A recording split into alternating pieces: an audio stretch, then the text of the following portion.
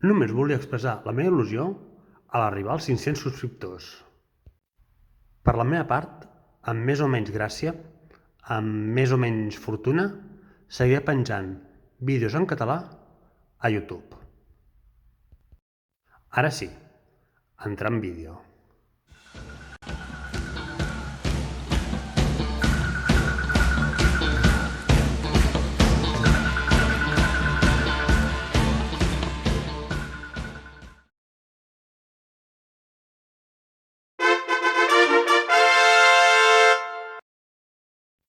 Que comença!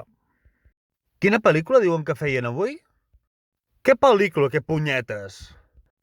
Que avui no feien un nou passi de Què t'hi jugues, Maripili, estil època pa negre?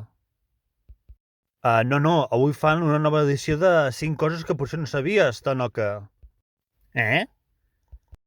Corre, Montserrat, agafa la bossa de mà i fugim, cames, ajudeu-me. Tancades! Les portes estan tancades, no podem sortir!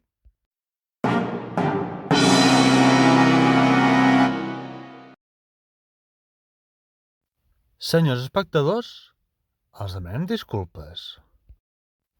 Per causes de que algú hagi tancat les portes amb pany forrellat per un tema, no podran abandonar la sala fins que el vídeo no s'hagi acabat. Però qui s'han cregut que són aquests? Nena, treu-la de la sala de la bossa, que tiro la porta a terra. Jo no em quedo aquí ni a punta de pistola.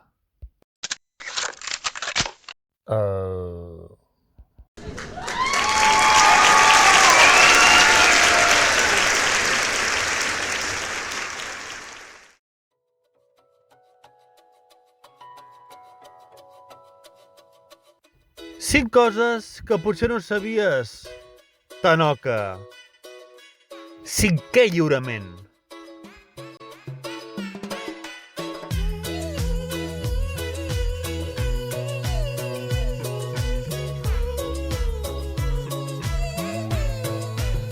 Vosaltres sabíeu que a l'època de l'antic Egipte, a la primera dinastia, quan un rei es moria, aquest mai l'enterraven sol? Pel que es veu, tenien el costum d'enterrar el monarca junt amb els seus animals de companyia, alguns servents i amb alguns familiars. Poca broma, aquests independentment del seu estat. Això ho feien, toca't els collons, per si el sobirà a l'altra vida necessitava algun tipus d'atenció. A veure, jo crec que pels servents això ja els estava bé. Per fer aconseguien un contracte fix, cosa complicadíssima avui en dia. Potser el matís serien les condicions laborals.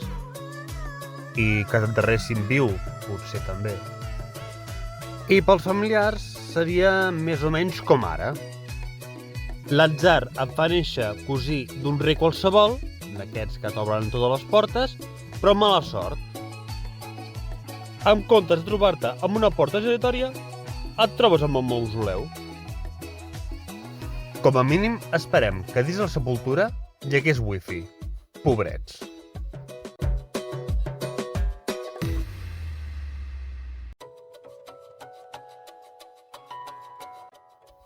Algun cop us heu preguntat per què de sobte en surten cabells blancs? No? Doncs res, us aguanteu i escolteu. El responsable del color del nostre pelatge és la quantitat de melanina que el nostre cos és capaç de produir. A veure, qualsevol que no sigui un Tanoca de mena ja ho sabia, això.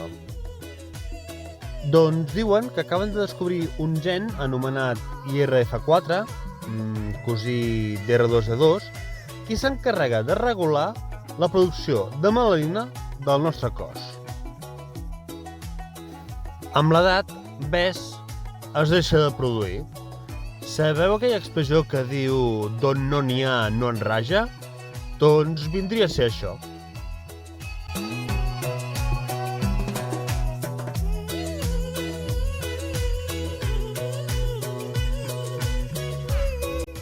I ara, de vesper a vesper, cap al jardí.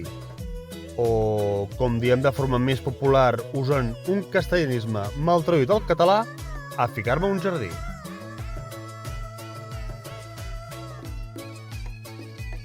Vosaltres sabíeu que les dones realitzen el 66% del treball a tot el món o que produeixen el 50% de l'aliment? Suposo que a aquestes alçades un pensaria que el salari d'una dona estarà a l'alçada del d'un home.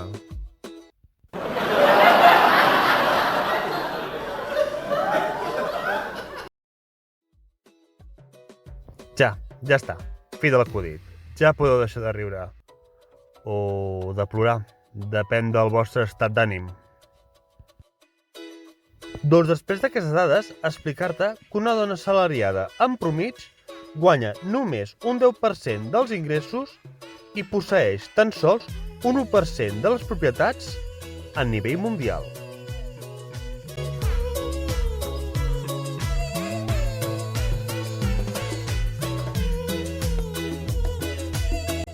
Vosaltres sabíeu que el Sol, a part de posar-nos morenos, el seu nucli allibera cada segon ni més ni menys que l'equivalent a 100 milions de bombes nuclears? El Sol, tot sol? Sí, perdó, està més fort que jo. Doncs el Sol produeix en un segon 766.000 vegades la producció d'energia anual a nivell mundial. Permeteu-me, en aquest punt del vídeo, un sonor aplaudiment a tota aquesta gent que es decanta pels combustibles fòssils o a decorar les muntanyes amb ventiladors, a apostar per la tecnologia que ens ajudaria a aprofitar aquesta energia abundant i gratuïta. A aquest pas ja em veig creant la sèrie L'absurditat humana no té límits. Ostres, tots ho veig, Ho veig. I perquè es passi de llest. Sí, de nit l'energia solar també ens arriba. Del contrari, ja estaríem tots morts.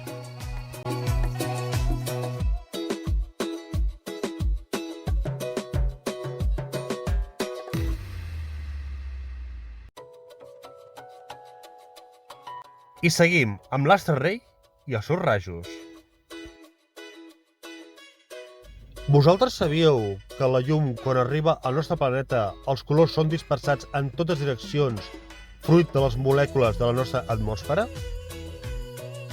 Doncs que sapigueu que el blau és el to que menys li costa dispersar-se, provocant que aquest sigui el color dominant. Per aquest motiu, veiem el cel de color blau i aquest, reflectit amb el mar, fa l'efecte que l'aigua, una substància incolora, també ho sigui. És a dir, som el planeta blau gràcies al Sol.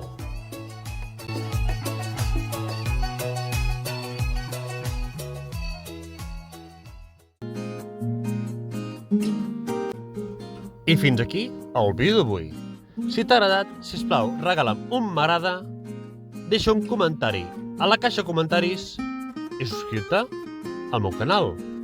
També recorda que activant la campaneta t'avisaran de les meves futures publicacions.